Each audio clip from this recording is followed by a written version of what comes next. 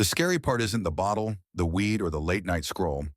It's the fact that your brain can start begging for relief before you even realize you're in pain. So if you've ever promised yourself never again and broke it by nightfall, this might explain everything for you today. You ever notice how it usually starts small? Not with some big movie moment, not with dramatic music, not with a person saying, "Tonight I ruined my life." It starts with something normal. A rough day at work, a fight with your girl, bills, stress, silence, a lonely room, a Friday night, a phone in your hand, a thought that says, "I just want to feel better for 1 hour." That is where most men get trapped. Because most men do not lose sobriety in one giant decision. They lose it in tiny moments. The little moments when the brain wants fast relief more than long-term peace. And that is what makes this so dangerous. You think the problem is alcohol, or weed, or porn, or pills, or gambling, or endless scrolling at 2 a.m. But many times that is not the real problem. The real problem is that your brain has learned a shortcut.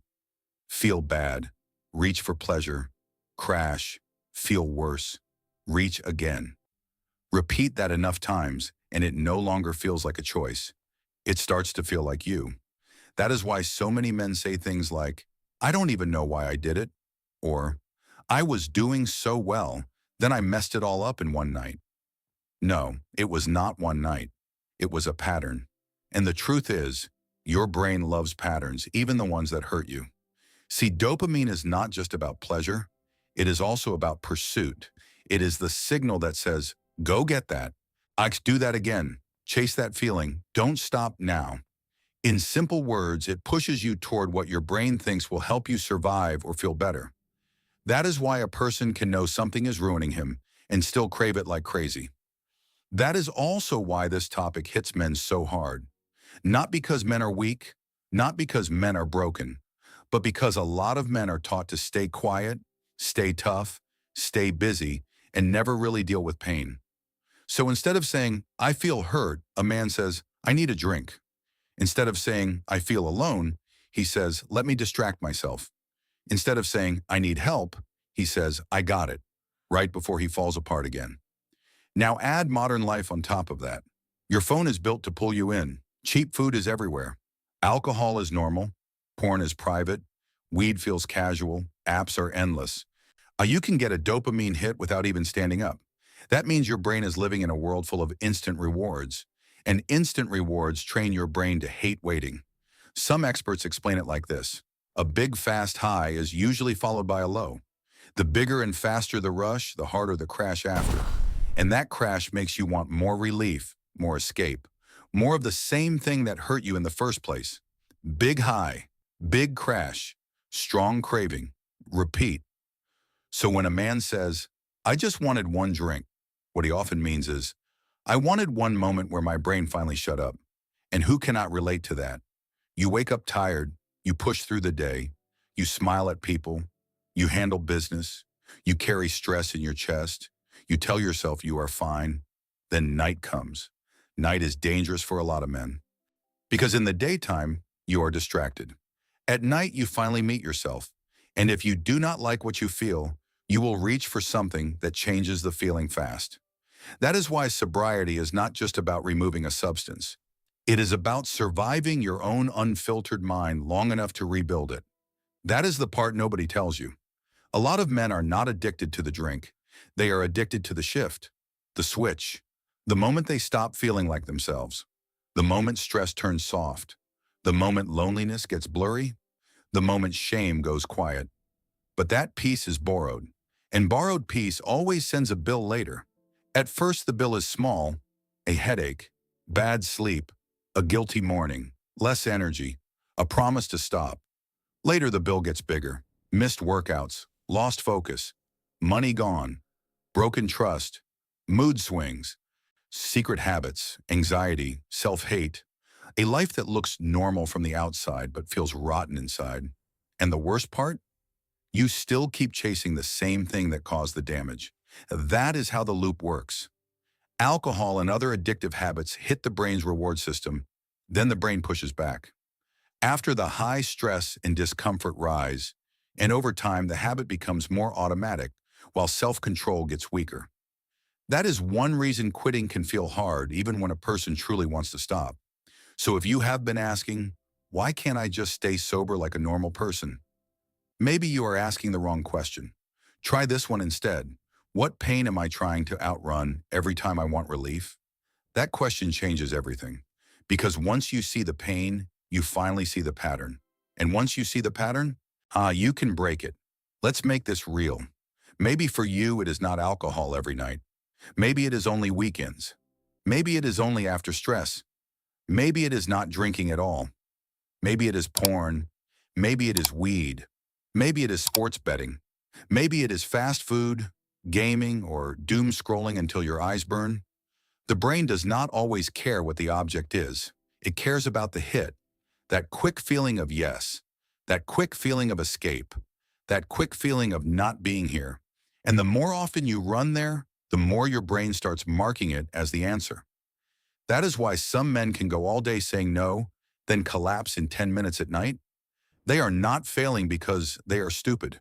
They are failing because they are exhausted, triggered, lonely, and trained. And training can be changed. But first, you need to stop romanticizing the thing that is hurting you. A lot of men still talk about their poison like it is their best friend. I drink because it helps me relax. I smoke because it keeps me calm. I watch this stuff because it is not hurting anyone. I need something to take the edge off. But if the same thing that calms you is also stealing your focus, your self-respect, your sleep, your drive, your discipline, and your peace, then it is not helping you. It is managing you. That is a hard truth. But hard truths save lives. On average, men drink and binge drink more than women, according to the CDC. NIAAA reports that in 2024, 53.5% of adult men said they drank in the past month, and 24.9% said they binge drank in the past month. And the damage is not small. Whilst the CDC says excessive alcohol use caused about 119,600 deaths each year among boys and men in the United States during 2020 and 2021. So no, this is not just about having fun. This is not just boys being boys. This is not just blowing off steam. This is your life, your body, your future, your mind, your name. Now here is the good news. Your brain can heal. Not overnight, not with one motivational video, not with one promise made at 1 a.m., but it can heal. And it starts in a way that sounds boring, which is exactly why most people never do it. You have to get honest. Not fake honest, real honest. You need to know your triggers. What time do you usually slip? What feeling shows up first? Who do you text? Where do you go? What story do you tell yourself right before you break? Because relapse usually has a script. None. If you learn the script, you can interrupt it. Maybe your script starts with stress. Maybe it starts with boredom. Maybe it starts with loneliness. Maybe it starts with shame after one bad day. Watch it closely. Most men do not lose sobriety when they touch the bottle. They lose it when they believe the lie before the bottle. The lie sounds like this: I deserve this. One time won't matter. I'll quit tomorrow. I've already had a bad day. Nobody knows anyway. I need this to sleep. I can control it this time. That is not freedom talking. That is the loop talking. So what do sober men do differently? They do not just remove bad habits. They build a new system before the craving hits. They make the bad choice harder. They make the good choice easier. They stop trusting their late-night brain. They stop negotiating with urges. They stop acting shocked by triggers they keep feeding. They build walls, simple walls. Delete the app. Change the route home. Do not keep the bottle in the house. Leave the room when the urge starts. Call one real person. Go walk. Take a shower.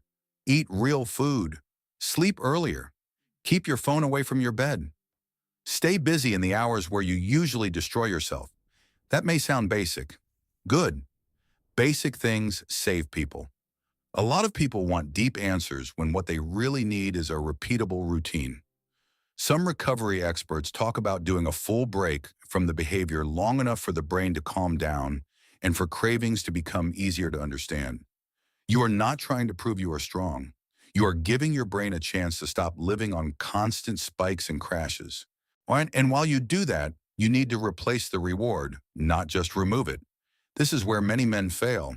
They quit the habit, but they keep the same empty life. Same room, same stress, same loneliness, same nights, same pain, same silence. Then they wonder why cravings come back. Of course they do. You took away the escape, but you did not build a life worth staying present for.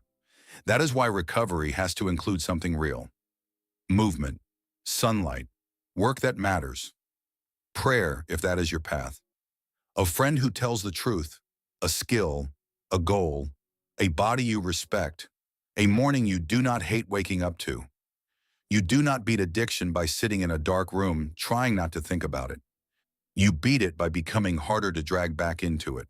And let me say something men need to hear clearly. Our relapse does not always mean you learned nothing. Sometimes it means you still have not fixed the part of your life that keeps begging for escape. That is different. That means the answer is not more shame. The answer is more truth. What still hurts? What still feels empty? What still feels fake? What still makes you want to disappear? Answer that, and now you are finally working on the real problem. Because the goal is not just to say, I don't drink anymore. The real goal is bigger. You want to become a man who does not need to run every time life gets heavy. A man who can sit in discomfort without folding. A man who can feel pain without numbing it. A man who can be alone without destroying himself. A man who can be stressed without turning self-destructive. A man who can look in the mirror and trust the person staring back. Us, that is real sobriety. Not just a clean weekend. Not just a streak. Not just white-knuckling your way through Friday. Real sobriety is peace with structure. It is pain without panic. It is discipline without drama. It is being able to say no, not because temptation vanished, but because you finally built something stronger than the urge. And if you are listening to this as someone who keeps failing, hear me carefully. You are not too far gone. You are not weak forever. You are not the mistake you made last night. But you do need to stop playing games with your own life. Get serious. Track the trigger. Cut the lie. Break the pattern. Replace the reward. Tell the truth. Ask for help. Do the boring work. Repeat it when you do not feel like it. Because the man you want to become is not hiding in another high. When he is hiding on the other side of your excuses. And one more thing. If you drink heavily every day or get strong withdrawal symptoms, do not try to fight it alone just to prove something. Real treatment, support, therapy, recovery groups, and medical help exist for a reason. And getting help is not weakness. So maybe the question is not, why can't most men stay sober? Maybe the better question is, what has been controlling me this whole time? And if the answer is dopamine, pain, patterns, shame, or escape, good. Now you know your enemy. And when you can finally name the thing that has been running your life, that is the moment you can start taking it back. If any part of this felt a little too real, that probably means it was meant for you. And if you know someone who needs to hear this, send it to him. If you want more videos like this, drop your thoughts below, leave a like, share it around, and subscribe. We're keeping these honest, simple, and real.